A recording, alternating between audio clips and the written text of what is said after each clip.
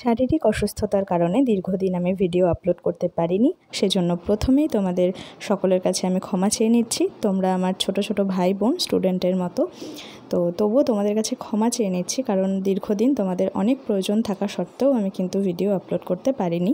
তো এখন আমি তোমাদের দেখাবো কল্যাণী বিশ্ববিদ্যালয়ের অন্তর্গত যে সমস্ত কলেজ আছে তার সেকেন্ড সেমিস্টারে যারা বেঙ্গলি মেজর নিয়েছো, তো মেজরের যে একদম আপডেটেড সিলেবাসটা 2024-এর যে সিলেবাস অনুযায়ী তোমাদের পরীক্ষা দিতে হবে সেই সিলেবাসটা সম্পূর্ণভাবে দেখাবো।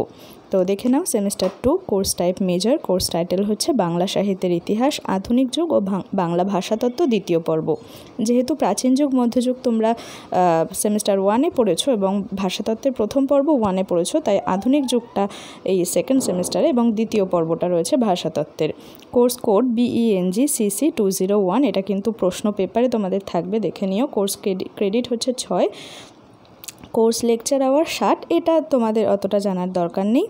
অবজেক্টিভ অফ দ্য কোর্স, যে কেন তোমরা এই বিষয়গুলো পড়বে, শিক্ষার্থীদের আধুনিক যুগ সম্পর্কে সচেতন করা হবে। আধুনিক যুগে যে সমস্ত সামাজিক, রাজনৈতিক, ধর্মীয়, সাংস্কৃতিক আন্দোলন হয়েছিল সেই বিষয়ে পাঠদান করা হবে।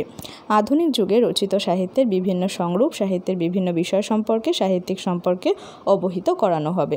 তো দেখে নাও, পর্ব 1-এ রয়েছে গদ্য ও প্রবন্ধ। গদ্য বলতে যেগুলো গল্পের ভাষায় লেখা, সেই সূত্রপাত কারা করেছিলেন, তাদের অবদান কী আছে গদ্য সাহিত্যে, প্রবন্ধ সাহিত্যে, সেগুলো। যেমন ফোর্ট উইলিয়াম কলেজ, তার মধ্যে রয়েছে উইলিয়াম কেরি, রামরাম বসু, মৃত্যুঞ্জয় বিদ্যালঙ্কার। এরকমভাবেই রামমোহন রায়, ঈশ্বরচন্দ্র বিদ্যাসাগর, তাদের যে অবদানগুলো রয়েছে সেগুলো পড়তে হবে। যেহেতু তোমরা একেবারেই নতুন সিলেবাসের প্রথম ব্যাচ, তো সেক্ষেত্রে এখানে কিন্তু কোনো টপিক বাদ দেওয়াটা একটু রিস্কের হয়ে যাবে। তোমরা চেষ্টা করবে সবটাই কম বেশি কভার করার।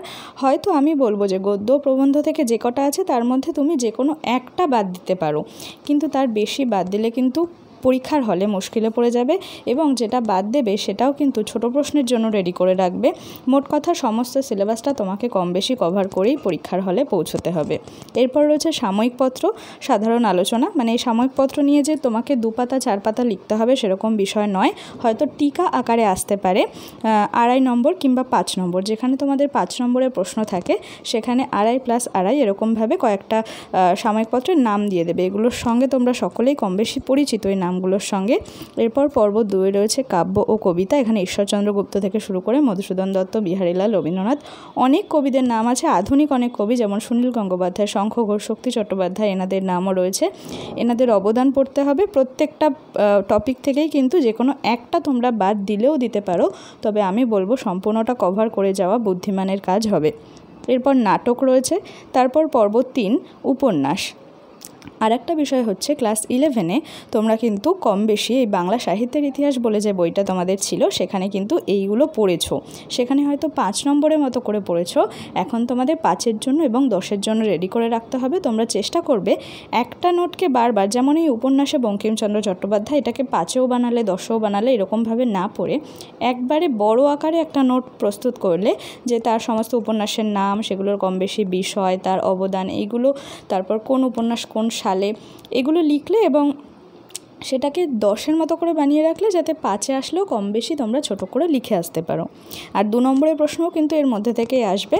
যেমন ধরো 2টো উপন্যাসের নাম দিয়ে বলবে যে এই 2টো উপন্যাসের রচয়িতা কে, এরকমভাবে কিন্তু আসবে। আমি তোমাদের সাজেশান দিয়ে দেওয়ার চেষ্টা করব। সেখানে 2 নম্বর, 5 নম্বর, 10 নম্বর সব ধরনেরই প্রশ্ন কীরকম করে পরীক্ষায় আসে। বিশেষ করে কল্যাণী ইউনিভার্সিটির কলেজ, দেখো যে বিভিন্ন বিশ্ববিদ্যালয় রয়েছে পশ্চিমবঙ্গে, সব বিশ্ববিদ্যালয়ের প্রশ্নের ধরন একরকম হয় না।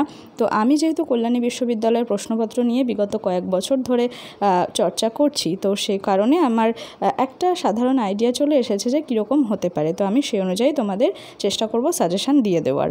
এরপর রয়েছে পর্ব 4 বাংলা ভাষাতত্ত্ব দ্বিতীয় ভাগ, বাংলা উপভাষা। এর মধ্যে রাঢ়ী, বঙ্গালী, বরেন্দ্রী, ঝাড়খণ্ডী, কামরূপী। তোমরা আমার চ্যানেলে পেয়ে যাবে রাঢ়ী ভাষার সম্পূর্ণ নোট 10 নম্বরের মতো করে, বঙ্গালী ভাষারও সম্পূর্ণ 10 নম্বরের নোট।